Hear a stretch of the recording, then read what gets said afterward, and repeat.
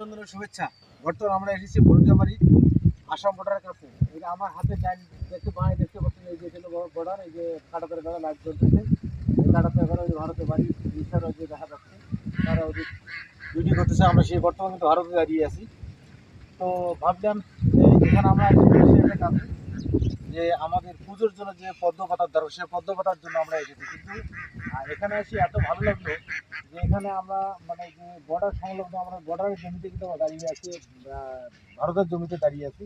তো ভাবলাম যে একটু এখানে দৃশ্য তুলে নিয়ে, যে সামনে আমার দেখা যাচ্ছে যে কাঁটাতারের বেলা বড় বাংলাদেশের শেষ সীমানা, ভারতের শেষ সীমানা। আমরা কিন্তু ভারতে দাঁড়িয়ে আছি বন্ধুরা। তো ভিডিওটি ভালো লাগলে অবশ্যই পাশে থাকবেন, ভালোবাসা দিয়ে দেবেন। ভাবছিলাম যে আমরা গিয়ে বিএসএফ এর সঙ্গে কথা বলবো কিনা, তো যেহেতু এখানে পাশাপাশি কোনো লোক নেই, এই জন্য আমরা মানে ভাবতেছি না অধিকার যাবো না। তো এখান থেকে আমার ভিডিওটা আপনাদের মধ্যে তুলে ধরছি। সবাইকে অভিনন্দন, ভালোবাসা দিয়ে পাশে থাকবেন এই কামনা করছি। দেখা হবে পরবর্তী কোনো ভিডিওতে। সবাইকে নমস্কার, আদাব ও ভালোবাসা রইল।